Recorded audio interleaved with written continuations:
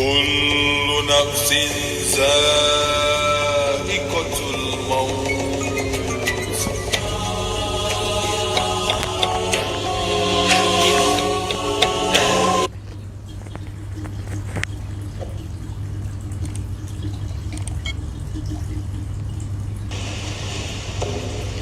كل نفس ذائقة الموت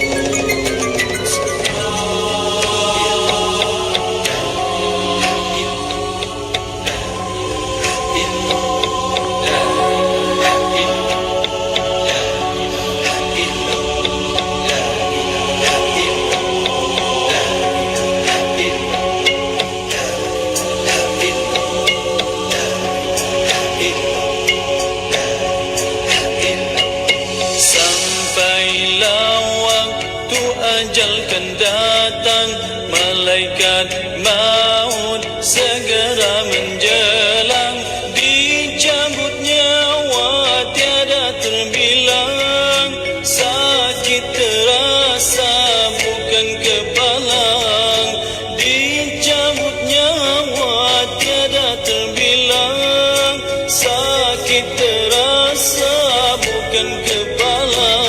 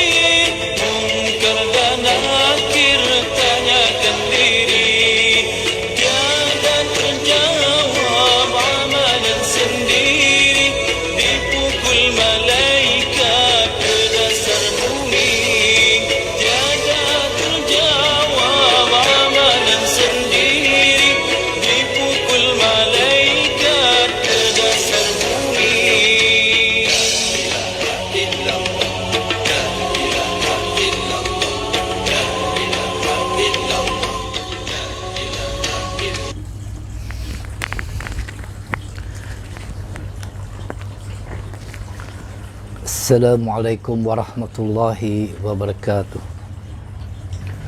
Bismillahirrahmanirrahim.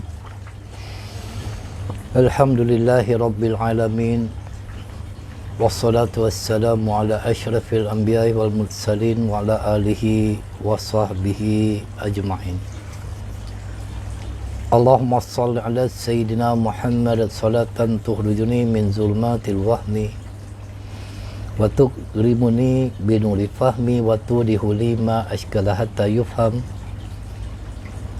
innaka anta ta'lamu wa la a'lam innaka anta a'lamul ghuyub subhanaka la ilma lana illa ma 'allamtana innaka antal alimul hakim. Rabbi shrah li sadri wa yassir li amri wahlul 'uqdatan min lisani yafqahu qawli. Allahumma yassir wa la tu'assir bi tammin bil khair wa la hawla wa la quwwata illa billahil alimul azim. Amma ba'du.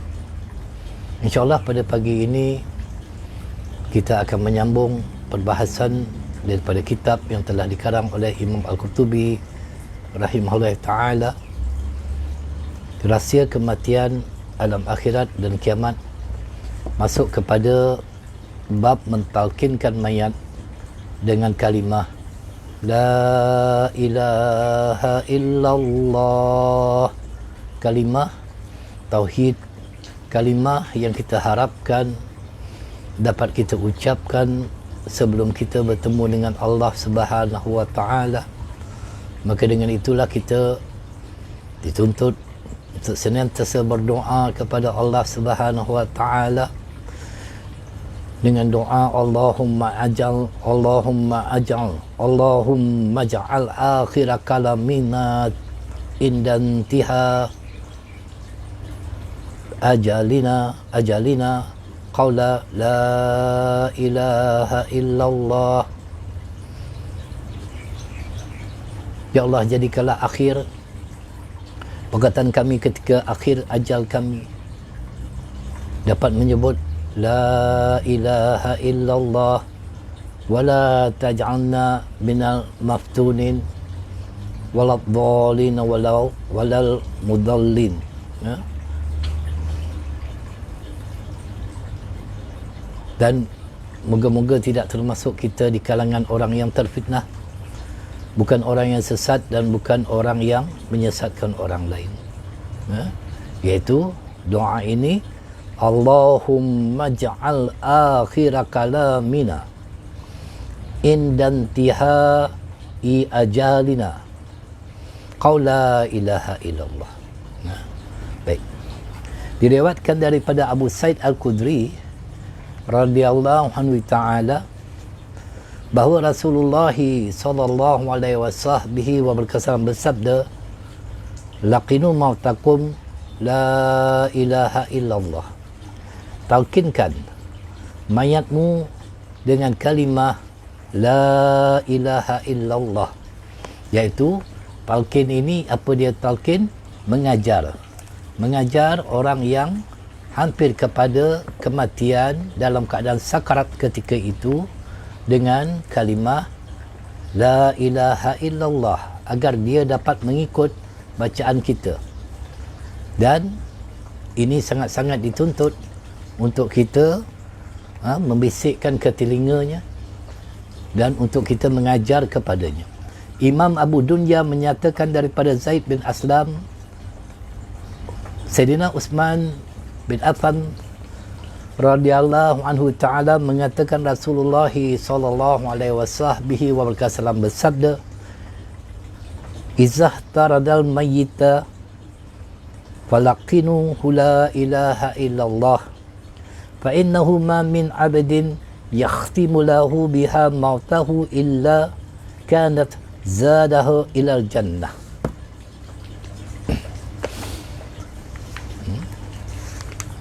Apabila kematian mendatangi seseorang, maka talkinkanlah dia dengan kalimah la ilaha illallah, kerana siapa saja yang pada akhir hidupnya mengucapkan kalimah tersebut, maka kalimah itu akan menjadi bekalannya masuk syurga.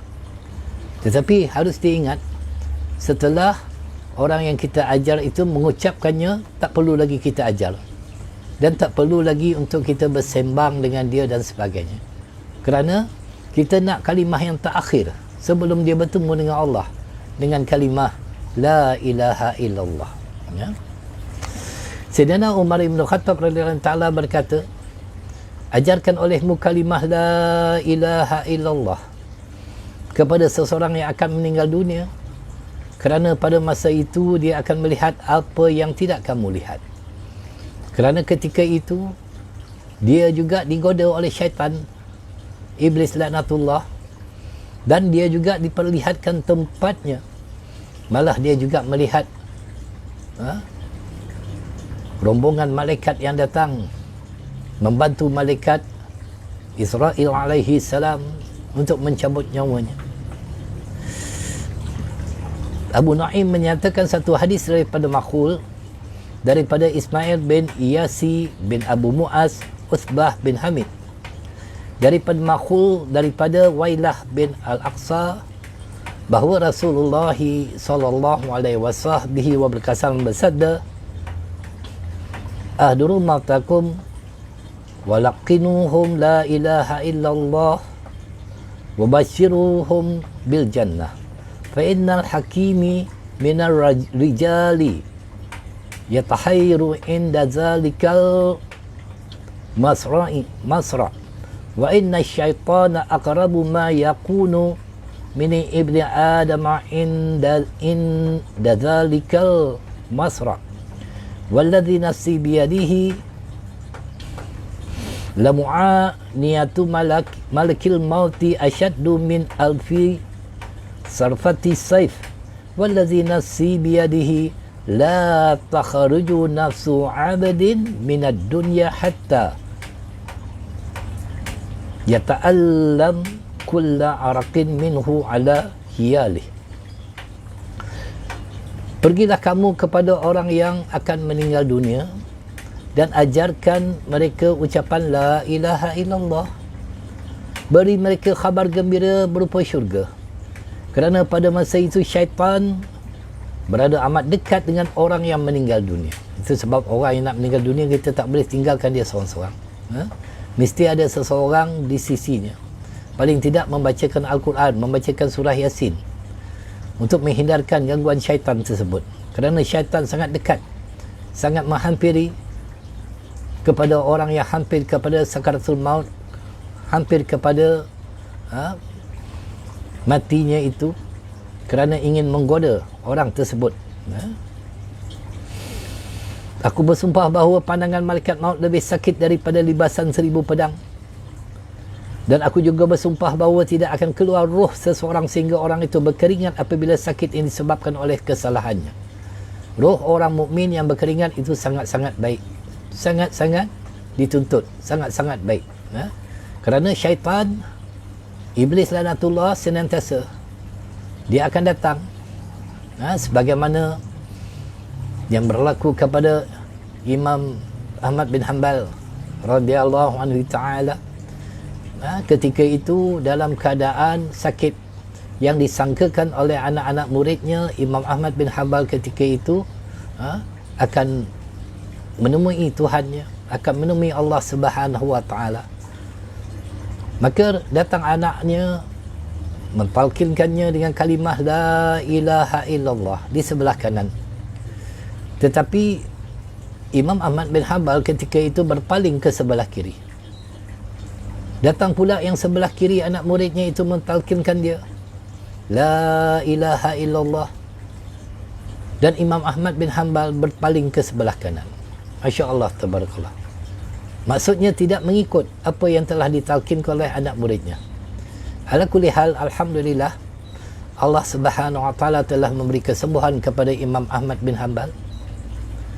Yang akhirnya datang anak muridnya bertanya kepadanya, wahai Tuan Guru,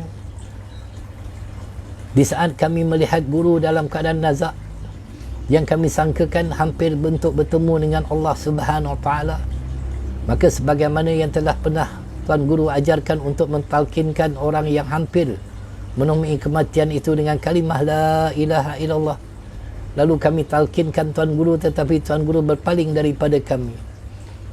Apakah yang menyebabkan Tuan Guru berpaling daripada kami dan tidak mengikut apa yang telah kami talkinkan, yang kami ajarkan? Lalu dijawab oleh Imam Ahmad bin Hanbal, ketika kalian mentalkinkan aku dengan kalimah la ilaha illallah, datang syaitan, iblis laknatullah, yang dia menyerupai ibuku. Lalu dia berkata, wahai anakku Ahmad, tinggalkan agama engkau, ikutlah ibu. Ikutlah agama Nasrani dan ikutlah agama Yahudi, itu lebih benar. Lalu aku mengatakan tidak. Lalu aku berpaling daripada syaitan yang datang sebelah kanan. Datang lagi yang sebelah kiri. Ketika itu iblis laknatullah yang menyerupai ibuku, wahai anakku Ahmad, ini ibumu. Inilah kedua belah buah dada ibu yang telah menyusukan engkau sehingga engkau besar, dan inilah peha ibu yang telah mendodoikan engkau sehingga engkau itu dapat berasa tenang. Maka ikutlah agama ibu, iaitu Mut Yahudian. Ikutlah agama Nasrani, tinggalkan agama yang engkau anuti ini. Maka aku katakan tidak. Jadi bukannya aku itu tidak menyahut panggilan talqin daripada kalian, tetapi aku berpaling berpaling daripada gangguan ataupun bisikan, hasutan daripada iblis laknatullah yang sedang menggoda aku. Tuan-tuan dan puan-puan rahmati Allah SWT, ini seorang guru yang mulia, Imam Ahmad bin Hanbal pun didatangi oleh syaitan. Macam mana keadaan kita nanti? Allahu Rabbi. Hadis gharib daripada hadis yang diriwayatkan oleh Maqul, kami juga masukkan ke dalam hadis riwayat Ismail, hadis yang dibacakan tadi. Para ulama menyatakan bahawa mentalkinkan mayat dengan kalimah La ilaha illallah merupakan ketentuan yang dilakukan secara turun-temurun oleh orang Muslim.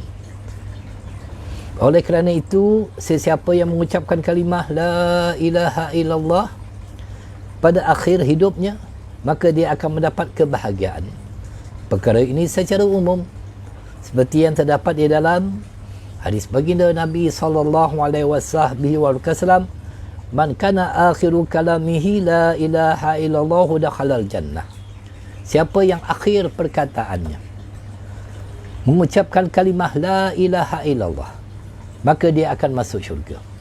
Oleh kerana itu, orang yang akan meninggal dunia sebaliknya diingatkan untuk membaca kalimah la ilaha illallah agar dia terlindung daripada pujuk rayu syaitan yang akan merosakkan akidahnya. Itu sangat bahaya. Kerana ramai akan mereka itu tercabut imannya ketika sakratul maut. Tercabut imannya ketika sakratul maut. Ini banyak berlaku. Itu sebab kita tak nak mati dalam keadaan su'ul khatimah. Mati dalam keadaan tidak beriman. Sangat-sangat kita takut. Dan di antaranya, tuan-tuan dan puan-puan rahmati Allah Subhanahu Wa Taala, mereka yang tercabut imannya ketika sakratul maut ini dan mendapat su'ul khatimah. Sebagian ulama menyatakan bahawa antara perkara yang membawa kepada su'ul khatimah, tercabut iman ketika sakratul maut, dia memandang mudah dan meringan-ringankan ibadat solat. Semayang pun lambat, tak kisah berjamaah atau tidak menjaga waktu solat itu, tidak dijaga dengan sempurna. Rukun-rukun solat juga tidak dipelajari dan tidak dipedulikan. Kemudiannya dia berkata-kata tentang dunia ketika azan dilantunkan. Kerana Imam Suyuti rahimahullah ta'ala menyatakan, sesiapa yang berkata-kata tentang dunia ketika muazzin sedang melaungkan azan, dikhawatiri akan mendapat su'ul khatimah. Itu sebab ketika azan dilantunkan, kita menjawab panggilan muazzin tadi tu. Bukannya untuk kita menyibukkan diri, bercakap dan sebagainya, tetapi untuk kita mentazimkan seruan tersebut dan menjawab panggilan muazzin itu sebagaimana yang kita diajar. Di antaranya juga yang mati dalam keadaan maksiat, su'ul khatimah, peminum arak. Begitu juga mereka yang menderhaka kepada kedua ibu dan ayahnya, dan orang yang suka menyakiti orang Islam yang lain, dan orang yang bersikap kikir, tidak mahu mengeluarkan infak harta yang telah dianugerahkan oleh Allah, dan orang yang mempunyai sifat hasad dengki terhadap seseorang. Begitu juga yang jahat perilakunya, dan berbagai lagi lah. Di antara orang yang mati dicabut imannya ketika sakratul maut, ulama mengatakan ada 4. Yang pertamanya, meninggalkan kesyukuran di atas nikmat Islam. Kerana apabila kita itu menjadi orang Islam, menjadi orang yang beriman, maka wajib kita mentaati apa saja yang datang daripada Allah Subhanahu Wa Taala dan Rasulullah sallallahu alaihi wasallam, dan kita mengucapkan syukur. Kerana nikmat yang paling besar ialah nikmat iman dan Islam. Begitu juga orang yang menzalimi orang-orang Islam yang lain, mereka ini juga ditakuti akan dicabut imannya ketika sakaratul maut, yang menyebabkan terkeluar akidahnya. Nauzubillahi min zalik. Baik. Sampai bila kita nak membaca talqin kepada mayat yang hampir kepada sakratul maut ini? Apabila orang yang meninggal dunia boleh membaca talqin sebanyak 1 kali, dia boleh baca sekali saja. Jangan kamu suruh lagi untuk mengulangnya sehingga pagi tiba. Jangan. Dia dah dapat sekali, itu cukup dah. Tetapi perlu kita tengok kepada orang yang menyampaikan, mengajarkannya tu. Para ulama tidak suka memperbanyakkan membaca talqin bagi orang yang akan meninggal dunia. Apabila orang yang akan meninggal dunia tersebut telah faham. Ibnu Al-Mubarak berkata, ajarkan orang yang akan meninggal dunia dengan bacaan talqin. Jika dia telah mengucapkan talqin tersebut, maka tinggalkanlah dia. Tak perlu lagi kita ajar-ajar lagi. Dan kita sibukkan diri kita dengan membaca Al-Quran dengan diniatkan untuk dihadiahkan kepadanya dan sebagainya.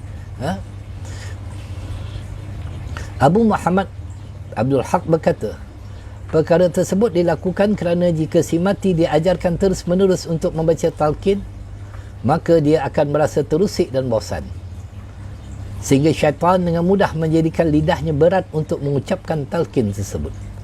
Perkara ini juga boleh menjadi salah satu sebab su'ul khatimah. Ini juga diamalkan oleh Amr bin Al-Mubarak.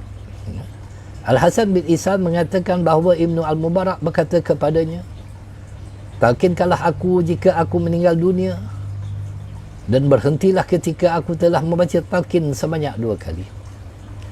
Maksudnya, apabila orang yang akan meninggal dunia senantiasa mengingati Allah Subhanahu wa Ta'ala di dalam hatinya, maka orang tersebut akan selamat, kerana yang dinilai adalah amalan hatinya, bukan amalan lidahnya. Jika lidah saja yang bercakap tetapi hatinya tidak, maka perkara itu tidak bermanfaat bagi dirinya. Seumpama orang yang mengaku dia sebagai orang yang beriman, tetapi sembahyang tidak, puasa tidak, melakukan perkara-perkara keji. Jadi macam mana? Apakah itu ciri-ciri orang yang beriman? Diriwayatkan daripada Abu Nuaim bahawa Abu Zuhrah berada di pasar bersama Muhammad bin Salamah, sedangkan Al-Muzair bin Syazan dan beberapa orang ulama sedang membincangkan hadis mengenai talqin. Mereka malu ketika Abu Zuhrah datang, maka mereka berkata, wahai sahabat kami, mari kita mempelajari hadis ini bersama-sama. Tengok, Masya Allah, Tabarakallah. Para sahabat bila tengok ada majlis ilmu, mereka singgah. Mereka itu seronok nak dapat majlis ilmu. Abu Zurah berkata ketika dia sedang berada di pasar, daripada Abu Hashim, daripada Abdul Hamid bin Ja'far, daripada Salih bin Abu Gharib, daripada Khasir bin Murrah Al-Hadrami, daripada Mu'az bin Jabal, bahawa Rasulullah sallallahu alaihi wasallam bersabda, man kana akhiru kalamihi la ilaha illallah dakhalal jannah, wa fi riwayah haramallahu 'alan nar. Siapa yang pada akhir perkataannya mengucapkan kalimah la ilaha illallah, maka dia akan dimasukkan ke dalam syurga. Dalam satu riwayat dinyatakan diharamkan jasadnya daripada api neraka. Diriwayatkan daripada Abdullah bin Syubrumah, dia berkata, aku bersama Amir Asy-Sya'bi mendatangi seseorang yang akan meninggal dunia.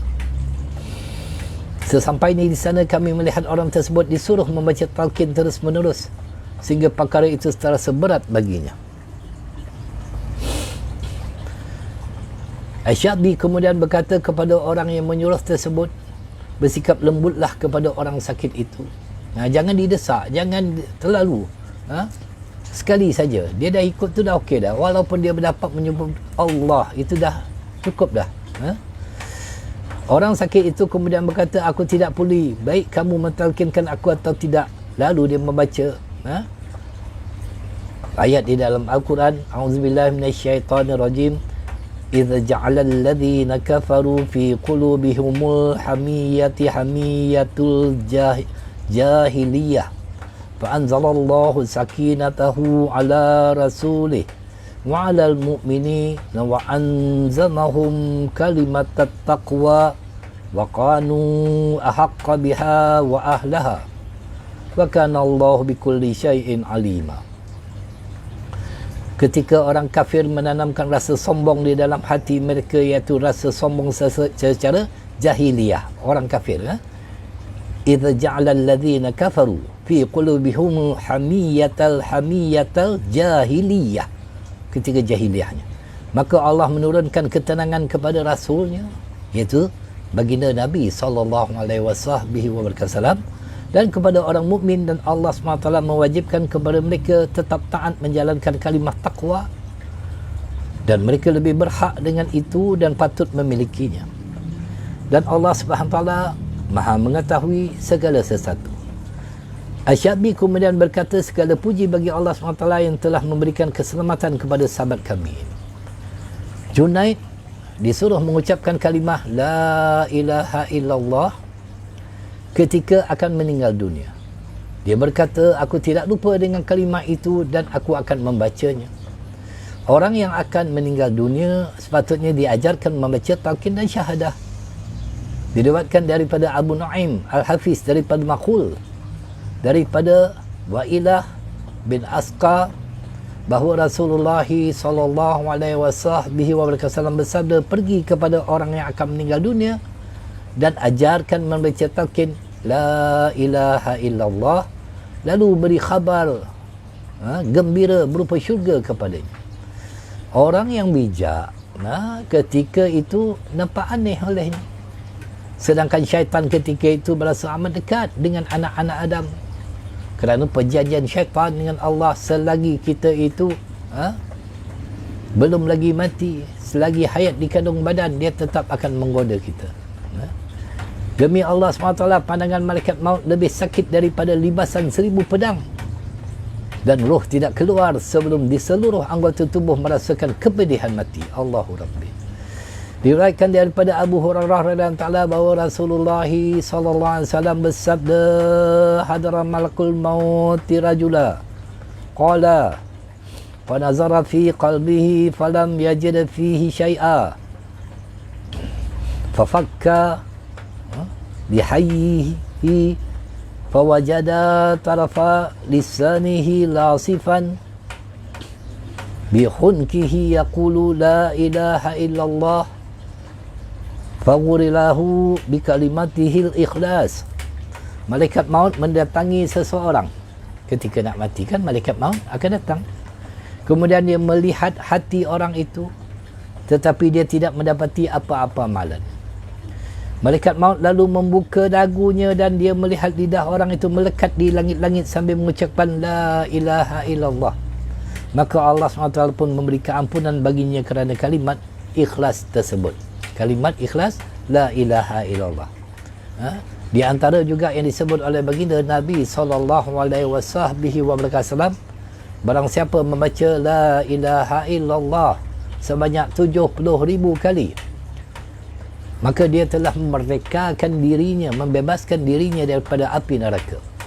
Maka dengan itu perbanyakkanlah untuk kita mengucapkan kalimah la ilaha illallah, kalimah tauhid, kalimah yang nafi dan isbat, menafikan tidak ada Tuhan yang berhak disembah selain daripada Allah Subhanahu wa ta'ala. Dan kepada mereka yang hadir ketika mengunjungi orang yang telah pun meninggal dunia, maka berkata baiklah ketika melihat orang yang akan meninggal dunia. Bercakap yang baik-baik, bukan bercakap yang buruk-buruk.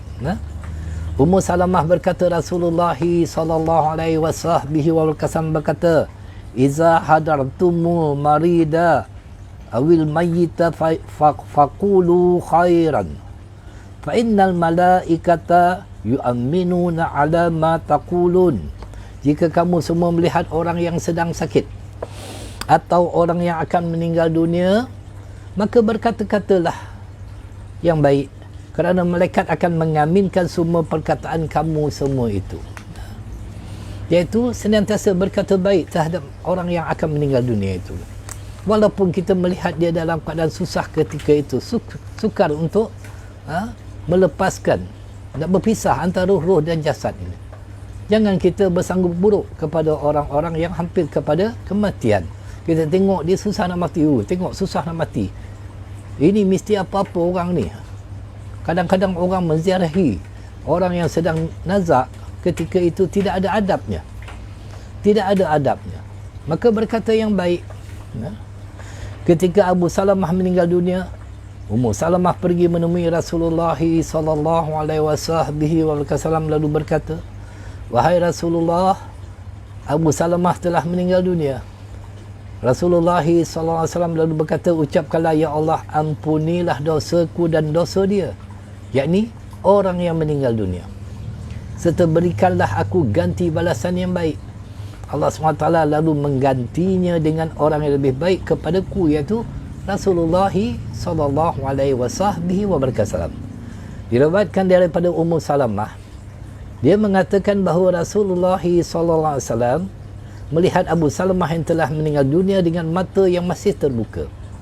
Maka Rasulullah sallallahu alaihi wasallam memejamkan mata Abu Salamah dan berkata, apabila roh telah keluar dari jasad, maka mata akan terus memperhatikannya, kerana akan ikuti. Roh itu keluar, mata itu akan mengikut ke mana roh itu pergi.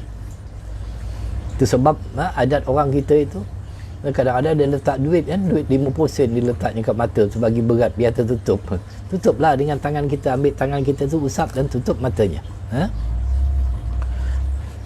Keluarga Abu Salamah semuanya menjerit kerana meninggal dunianya Abu Salamah. Maka Rasulullah SAW berkata kepada mereka, hendaklah kamu memohon yang baik-baik saja. Inna lillahi wa inna ilaihi raji'un. Itu ucapan kita, kerana kita itu datang daripada Allah, kembali juga kita itu akan kembali kepada Allah. Kerana malaikat akan mengaminkan kata-katamu.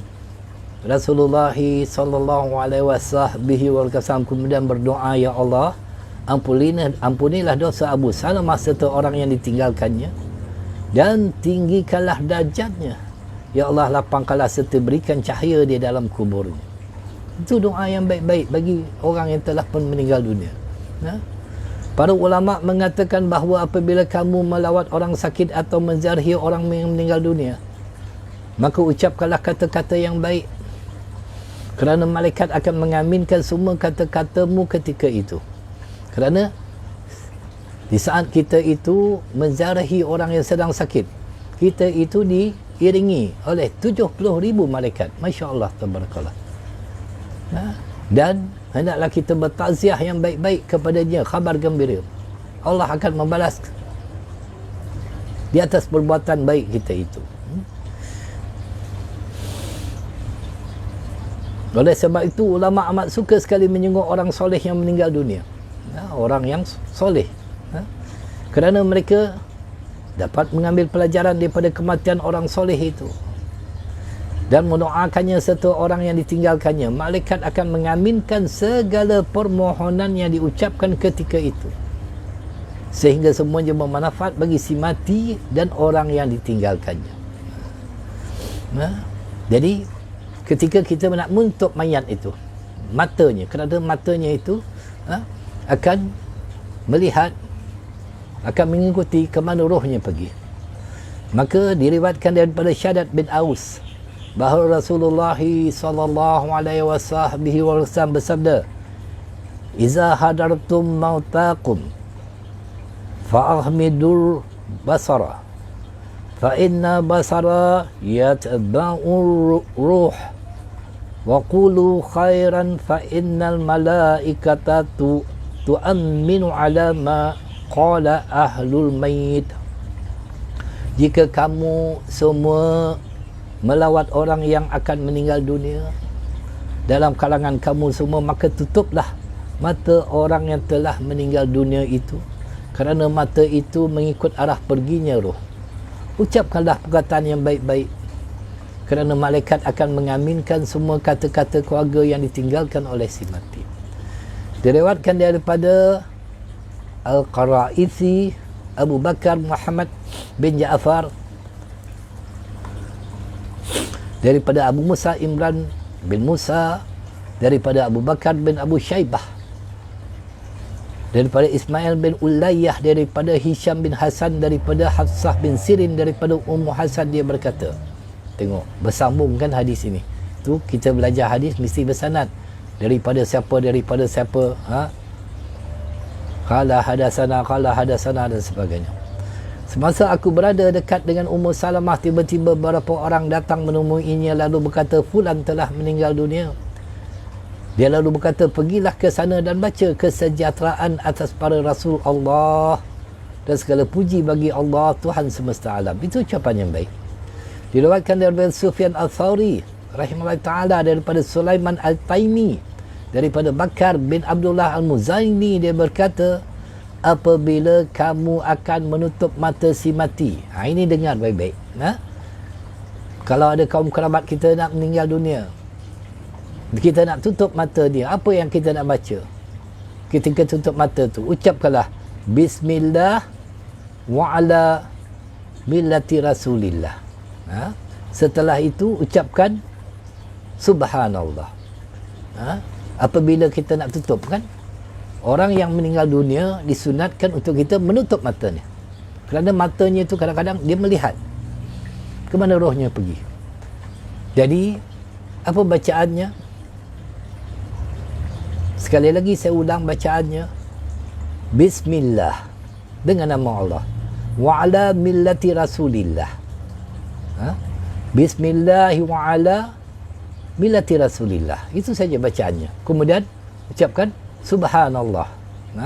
Membaca tasbih Subhanallah. Tutuplah matanya. Abu Sufyan kemudian membaca surah Asy-Syura yang terdapat di dalam Al-Quran. Taqadus samawatu yatafattarna min fawqihin wal malaikatu yusabbihuna bihamdi rabbihim wa yastaghfiruna liman fil ard. Ala innallahu huwal ghafurur rahim. Hampir-hampir saja langit itu pecah dari sebelah atasnya kerana kebesaran Allah Subhanahu wa ta'ala, dan malaikat-malaikat bertasbih memuji Tuhannya dan memohon keampunan untuk orang yang di bumi.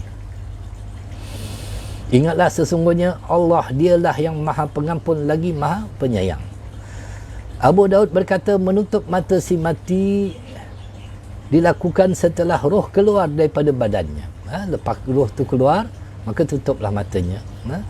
Aku mendengar Muhammad bin Ahmad Al-Muqri meriwayatkan daripada Abu Maisarah, seorang ahli ibadat, seorang abid, berkata, aku adalah orang yang menutup mata Ja'far Al-Mu'alim setelah dia meninggal dunia. Aku melihat Ja'far Al-Mu'alim di dalam mimpi. Dia berkata, sesuatu yang paling aku benci adalah jika kamu menutupkan mataku sebelum aku benar-benar meninggal dunia. Jadi setelah dia meninggal dunia tu, baru kita tutup matanya. Baik, kita tengok pula bab syaitan akan datang kepada orang yang akan meninggal dunia. Allahu Rabbi, mudah-mudahan kita tidak mati dalam keadaan kesorangan. Diriwayatkan daripada baginda Nabi SAW, seorang hamba akan didatangi oleh dua syaitan ketika dia akan meninggal dunia. Syaitan pertama berada di sebelah kanannya dan syaitan kedua berada di sebelah kirinya. Itu sebab orang meninggal dunia tu kita bacakan surah Yasin ramai-ramai. Itu zikrullah. Itu akan menakutkan syaitan dan akan mendatangkan para malaikat. Syaitan berada di sebelah kanan akan menyerupai bentuk atau sifat ayah orang tersebut. Syaitan itu akan berkata kepadanya, wahai anakku, aku amat sayang dan kasihan kepadamu, maka kamu sebaiknya mati dalam keadaan memeluk agama Nasrani, kerana itu adalah agama yang paling baik. Allahu Rabbi. Adapun syaitan yang berada di sebelah kirinya menyerupai bentuk dan sifat ibunya. Syaitan itu berkata kepadanya, aku telah mengandungkanmu di dalam perutku, kamu telah aku beri minum dengan susuku, dan pahaku telah aku jadikan sebagai tempat berpijakmu, maka kamu sebaiknya mati dalam keadaan memeluk agama Yahudi, kerana itu agama yang paling baik. Itu godaan syaitan. ketika seseorang itu nak meninggal dunia, nak mati ketika itu. Abu Al-Hasan menceritakan dalam syarah risalah Ibnu Abu Zaid yang diceritakan lagi oleh Abu Hamid dalam Kasyaf Al-Ulum Al-Akhirah. Semasa seseorang akan meninggal dunia, iblis datang kepada orang tersebut dengan berpura-pura menolongnya. Iblis akan mendatanginya dalam bentuk orang yang telah mendahulunya, yang amat dicintainya dan sering meminta petunjuk kepada orang tersebut. Seperti saudara, iblis menyerupai rupa saudara kita yang kita suka, yang kita sayang, ataupun teman kita, ataupun pada sahabat kita. Maka iblis pun, dia pun berkata kepada hamba yang nak meninggal dunia tadi itu, Allahu Rabbi, takut kita kan, kamu akan meninggal dunia wahai fulan, dia kata, sedangkan kami lebih dahulu meninggal dunia dibandingkan dengan kamu, iaitu orang-orang yang telah meninggal dunia. Mungkin dia menyerupai ayah kita, mak kita dan sebagainya.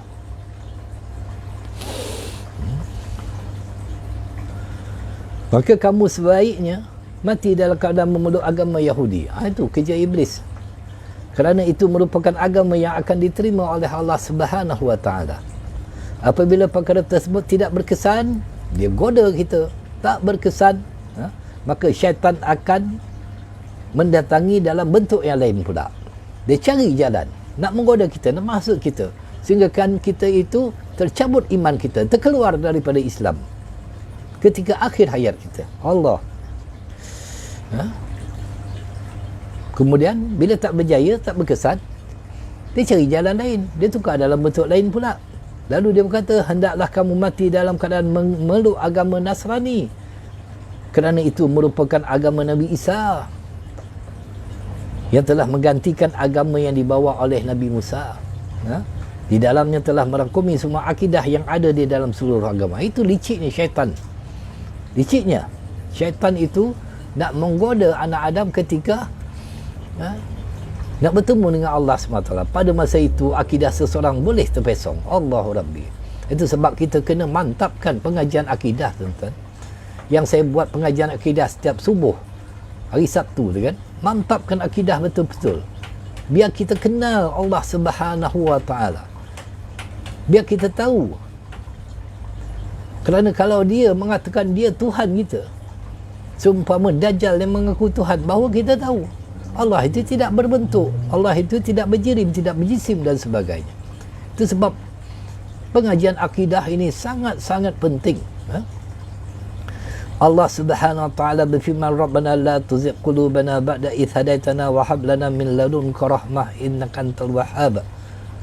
Mereka berdoa, wahai Tuhan kami, janganlah engkau jadikan hati kami cenderung kepada kesesatan sesudah engkau memberi petunjuk kepada kami, dan kurniakanlah kepada kami rahmat daripada sisimu, kerana sesungguhnya engkau lah maha pemberi kurnia.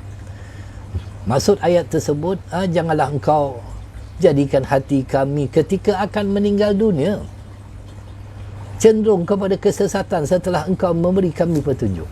Kita takut, kita beriman, tetapi ketika nak mati nanti, maka terpesonglah akidah kita disebabkan godaan dan tipu daya daripada syaitan laknatullah. Jangan main-main perkara ini. Itu sebab belajar ilmu akidah betul-betul. Itu sebab doa ini, Rabbana la tuzigh qulubana ba'da idh hadaitana wa hab lana min ladunka rahmah innaka antal wahhab. Lepas sembahyang baca doa ini. Begitu juga Allahumma ij'al akhir kalamina indantiha ajalina qawla la ilaha illallah wa la taj'alna minal maftunin waladhdallin walal mudillin. Ya Allah, jadikanlah akhir perkataan kami ketika akhir ajal kami nak bertemu dengan Engkau nanti, ya Allah, dengan kalimah la ilaha illallah. Dan janganlah Engkau jadikan kami ketika meninggal dunia nanti termasuk orang terfitnah, bukan orang yang sesat, dan bukan orang yang menyesatkan orang lain. Takut kita. Sekarang kita nampak beriman, tetapi yang dihitung ialah pengakhiran kita itu. Pengakhiran kita itu yang kita nak. Allah mahtim lana bi husnil khatimah wa la tahtim alaina bi su'il khatimah. Ya Allah, akhirkanlah hidup kami ini ya Allah dengan husnul khatimah, pengakhiran yang baik, dan jangan engkau akhiri hidup kami dengan su'ul khatimah, pengakhiran yang buruk. Pengakhiran yang buruk itu terpesong akidah, sehingga kan kita itu terpedaya, ditipu oleh syaitan laknatullah. Itu sebab di antara untuk mendapatkan kematian yang baik, kematian dalam keadaan husnul khatimah, semua orang nak. Senantiasalah kita mengucapkan istighfar. Di antara yang diajar oleh para ulama, membaca istighfar sebanyak 4 kali selepas solat maghrib. Astaghfirullahalazim alladzi la ilaha illa wal hayyul qayyum alladzi la yamut wa atubu ilaih rabbi firli. Aku memohon keampunan kepada Allah yang Maha Agung, yang tiada Tuhan melainkan Dia, yang Maha hidup lagi berdiri dengan sendirinya, yang tidak akan mati, dan aku bertaubat kepadanya. Tuhanku, ampunilah daku. Iaitu membaca ini 4 kali selepas daripada solat maghrib.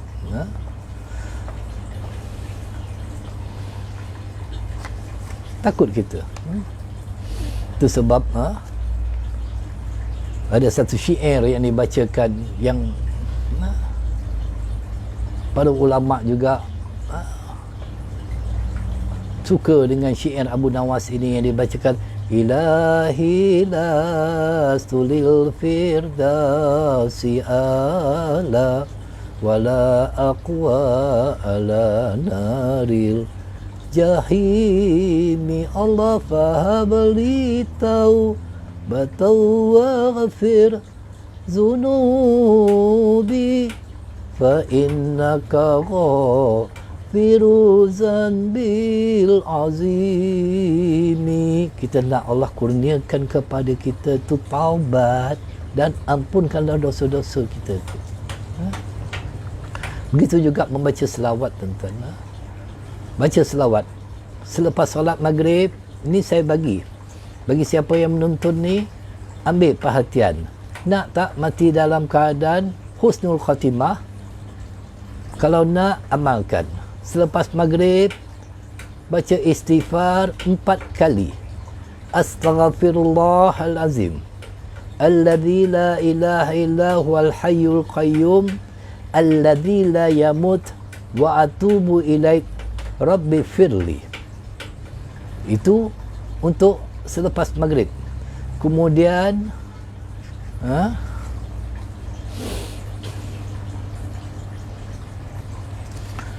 membaca selawat kepada baginda Nabi sallallahu alaihi wasallam selepas maghrib sebanyak 10 kali sebelum kita berkata-kata dengan bersembang dan sebagainya. Selawatnya dengan lafaznya Allahumma salli ala Sayyidina Muhammad wa ala alihi wa sahbihi bi adadi kulli harfin jara bihil qalam. Ya Allah, limpahkanlah rahmat ke atas penghulu kami Nabi Muhammad sallallahu alaihi wasallam dan ke atas keluarga serta sahabat-sahabat baginda sebanyak bilangan semua huruf yang dicatat oleh pena. Baca 10 kali lepas maghrib. Allahumma salli ala Sayyidina Muhammad wa ala alihi wa sahbihi bi adadi kulli harfin jara bihil qalam. Itu 10 kali. Kemudiannya baca juga selawat yang dikarang 5 baris, 5 kalimah. Semalam telah saya sebutkan selawat Imam Syafi'i rahimahullah ta'ala, Allahumma salli ala Muhammadin adada man salla alaih, Allah wa salli ala Sayyidina Muhammad kama amarta an tusalla alaih, wa salli ala Sayyidina Muhammad kama yuhibbu an yusalla alaih wa salli ala Muhammadin kama yanbaghi salatu alaih. Allahumma salli ala Sayyidina Muhammad kullama zakara zakirun wa salli ala Sayyidina Muhammad kullama ghafala an zikrikal ghafilun. 5 baris selawat itu. Kalau naklah kita mati dalam keadaan apa nama ni, husnul khatimah. Begitu juga dengan membaca antara sunat fajar, antara sunat fajar dan sunat dan salat subuh, baca ya hayyu ya qayyum, ya zal jalali wal ikram, as'aluka an tuhyal qalbi binuri maghfiratik, ya Allah, ya Allah, ya Allah, ya muhyiyal mauta birahmatika ya arhamar rahimin. Itu dibaca di antara solat sunat fajar dan solat subuh, dan agar tidak tercabut iman kita ketika sakaratul maut, rajin-rajinlah kita menunaikan solat sunat awabin, solat sunat awabin. Solat sunat awabin ini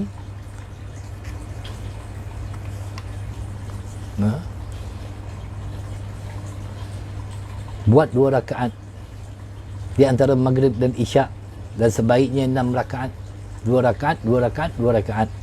Usalli sunatan hizil imani ma'al awabina rakataini lillahi ta'ala. Sahaja aku salat sunat menjaga iman bersama awabin, 2 rakaat kerana Allah SWT.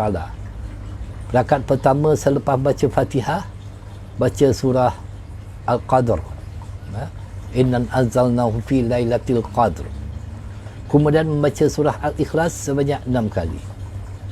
Kemudian membaca Al-Mu'awwizatan, iaitu surah Al-Falaq dan surah An-Nas. Selesai daripada solat tersebut, berdoalah kepada Allah SWT, Allahumma inni astaudi'uka dini fahfazhu alayya fi hayati wa inda wafati wa ba'da mamati. Ya Allah, sesungguhnya aku serahkan dalam penjagaanmu agamaku, maka peliharalah ia bagiku semasa hidupku, ketika kematianku dan selepas kematianku. Begitu juga perbanyakkanlah membaca ayatul kursi, kerana membaca ayatul kursi ini, subhanallah, akan membantu kita nanti ketika hampirnya kepada sakratul maut. Jadi itulah yang dapat kita sampaikan pada pagi ini.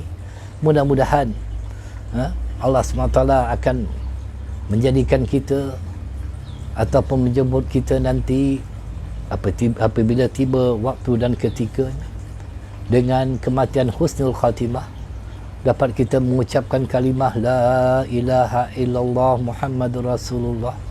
Dan mudah-mudahan Allah SWT senantiasa merahmati kita semua, mengampunkan dosa kita, dan yang paling penting dapat kita dipanjangkan umur oleh Allah SWT untuk bertemu dengan bulan Ramadan nanti, kerana bulan yang penuh dengan rahmat, bulan pengampunan, bulan yang dibuka pintu syurga oleh Allah SWT kepada kita. Dan untuk kita memperbanyakkan amal-amal soleh, maka kita harapkan Allah SWT akan memberi kesihatan yang sempurna kepada kita, dapat kita menyempurnakan segala titah perintah yang telah Allah berikan kepada kita, termasuk yang sunat-sunat. Azza wa billahi taufiq. Assalamualaikum warahmatullahi wabarakatuh.